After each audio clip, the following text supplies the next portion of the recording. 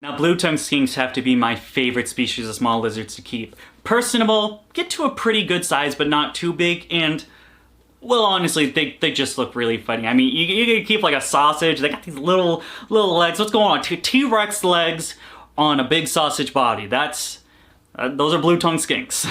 Blue-tongued skinks come in a variety of different localities, ranging from anywhere from Australia to parts of Indonesia, and with that comes very varying degrees of husbandry needs. So I thought I'd take today and talk about some of those care needs, and that's the blue-tongued care guide. That's what this is. So that's it. Let's roll the intro.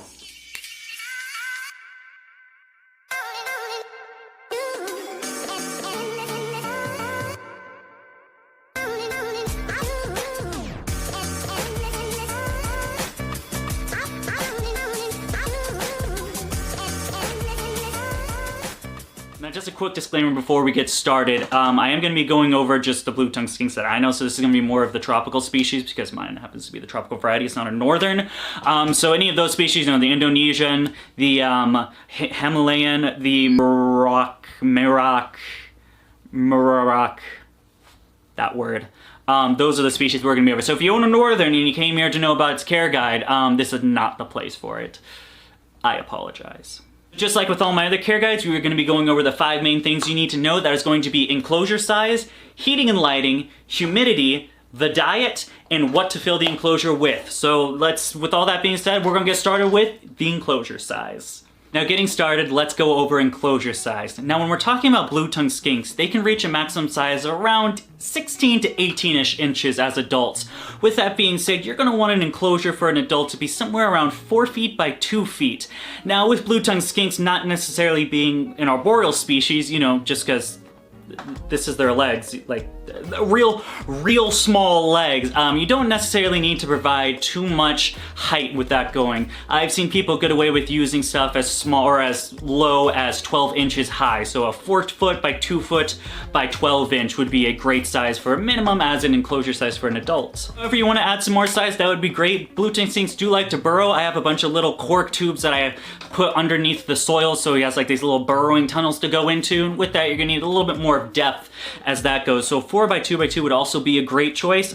Recommend enclosure size, and this isn't gonna be something you can buy as a standard aquarium, anything like that. You're gonna need a custom-made enclosure for it. Site that I really recommend is gonna be Zen Habitats. Zen Habitats make these really nice looking enclosures. They don't use just a simple black PVC. It's going to be like, it has like this bamboo feel. It's a lot more like home decor-ish. So if you have like a blue-tongued skink in your living room, it's gonna look a lot nicer having an enclosure that looks like this versus an enclosure that look like that. So that's why I usually recommend the Zen Habitats. You can actually get those right down there in the description. I may or not be sponsored by them, but just you go right down there in the description. It's right there. You don't even have to go to. You can just click the link. Not go to Google and look up Zen Habitat, but the link right down there. That would be the place you'd want to go. Nowhere else, just that link. Moving on. Or if you're one of those guys that are sourcing out CB blue-tongued skinks instead of imports, they still usually go around a little small size. You can get away with anything using such as like a 40-gallon enclosure as far as an adult, or not an adult, as far as a juvenile to a sub-adult goes. But again, once they reach that full size of the adult size, you're gonna want something as far as that 4 by 2. Moving on, let's get into our next topic, which is going to be heating and lighting. Now, first off, let's get into the heating as far as blue-tongued skinks go. Now, blue-tongued skinks do need not a super high basking temp. As far as like the bearded dragons go, they're going to need a little bit lower than that. As far as a surface basking temp, I recommend anything from 95 to 100 degrees. Of course, the basking temp is going to be the surface, the one you're going to read with an infrared thermometer, and then the basking air temp, so just where the basking temps around that area where the spotlight is, usually needs to be around 80 to 90.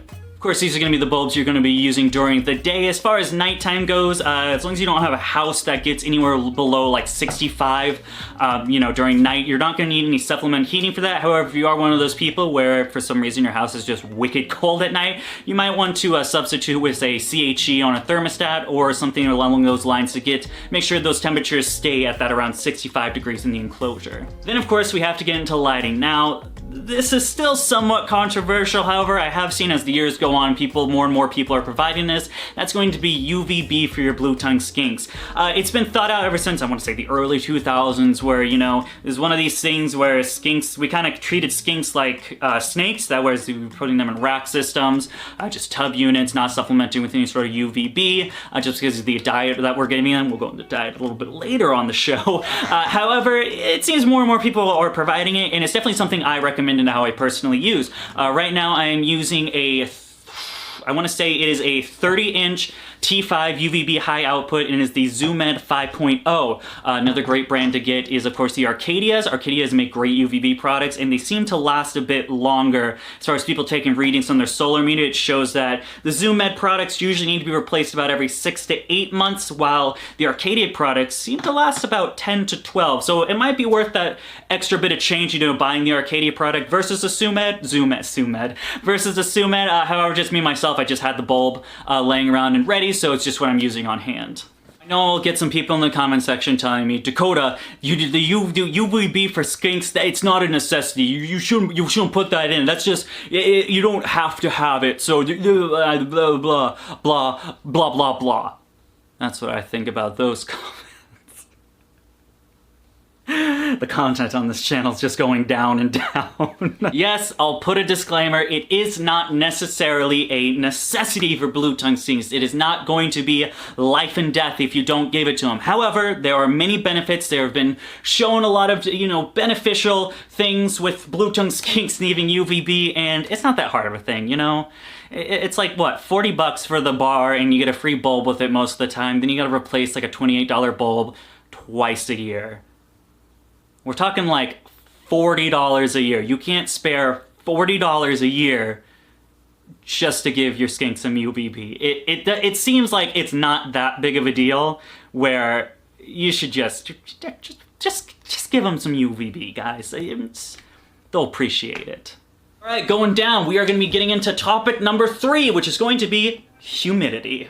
Now, diving into humidity, it's going to be a little dependent on what locality of blue-tongued skink you have. Any of the tropical species usually range around anywhere from 60 to 90% humidity.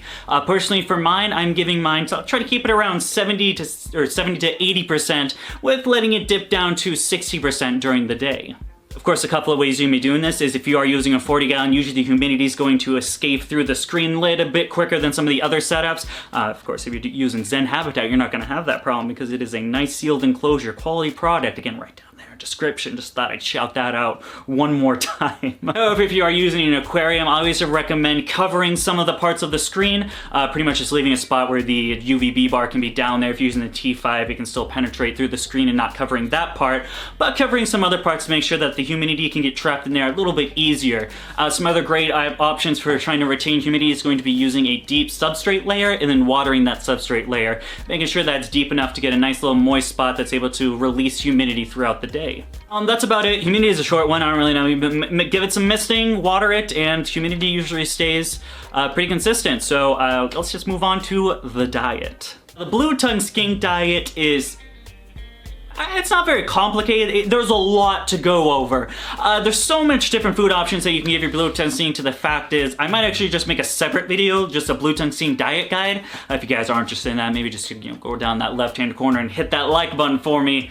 Thanks, boss, I appreciate it. But we'll just dive into it a little bit. So, of course, blue-tongued skinks being omnivores, they're going to be wanting a variety of different protein options, while also plant options. So anything like fruits, veggies, proteins can be used using any of the raw diets, crickets, dubia roaches, superworms, mealworms, waxworms, black soldier fly, a long list of insects. Usually anything you'd feed the standard reptile, the blue-tongued skink will also enjoy.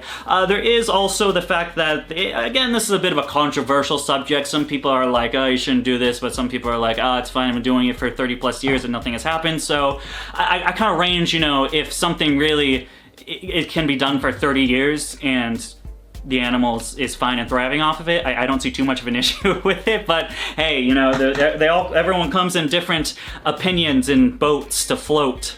So the controversial subject I'm talking about is feeding them dog food. Now, this isn't something where you want to give them some Old Roy, you know, it's some Diamond Hill dog food. I don't even know if they sell Diamond Hill dog food. It's such a trash brand.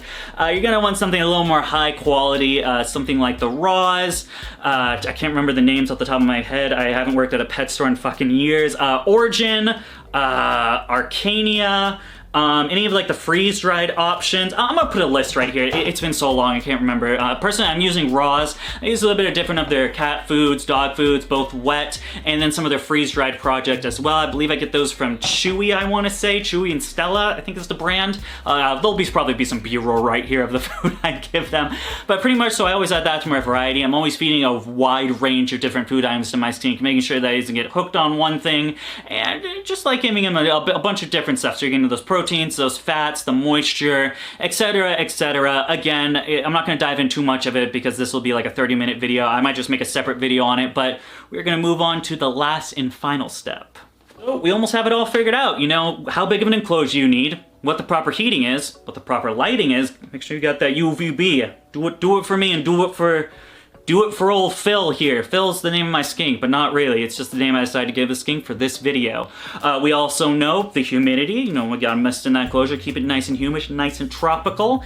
And then we know somewhat what to feed the blue tongue. I didn't go too much into it, but you know, you can always Google stuff too. It's time to get to the last part of this. What to fill the enclosure with. Now, we said it before, but I'll just reiterate, you know, maybe some people didn't understand too much. Blue tongue skinks are not an arboreal lizard. Again, when you got, this is what it looks like.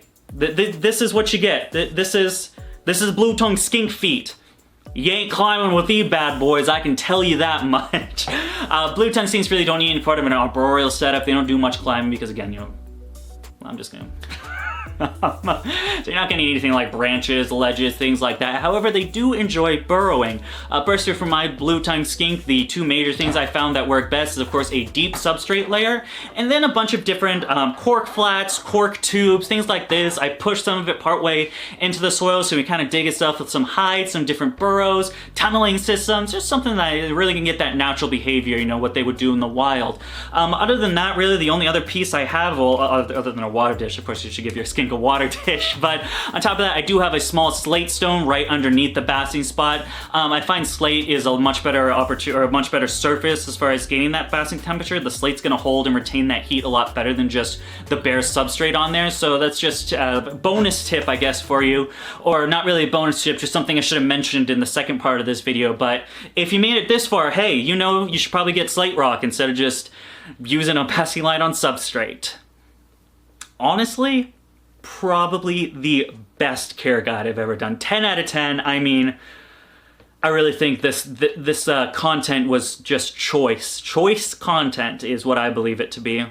But what do you think? Leave me a like or a dislike, or a comment, or share the video, or subscribe. Any one of those would work. Or all of them. Let's wrap this bad boy up. So, as always, if you like the video, please feel free to give us... Damn squeaky chair. If you like the video, please feel free to give us a thumbs up. If you want to see some more of my animals or my breeding products, you can follow me on Facebook, Instagram, DBCB Exotics. We're also on TikTok. You like some cool shirts like this bad boy right here? What was that, a carpet python, a croc stink, a tokay? I know what you're thinking. That's probably the coolest shirt you've ever seen in your entire life. The best. This is the best thing since sliced bread. I'm coming after you, sliced bread. I think my product outdoes your product. If you want some cool shirts like this, or maybe this design, that design right there, but probably this design because that's a rad design, you can find that right down there in the description at teespring.com, where we also have down there Patreon. Patreon.com/gbcbexotics, where you get premium content such as seeing the new animals I get and animal pictures I take before anyone else gets to see them. Patreon members, of course, get to see them first before I release them to the public. You get up-to-date updates on my breeding projects, so anything in my multiple, I'm breeding like 5 or 6 things. If you just came here looking for a care guide for your blue tongue skink, you probably have no idea who I am or what I breed. I breed a bunch of different stuff. Feel free to browse the channel, you know, check it out. We got a bunch of cool, I think we have like 180 videos, probably more in any given amount of time, so we make 5 videos a week. But speaking of that, Patreon members also get to view videos early, and they get first dibs on the animals I produce. That all sounds well and good, right?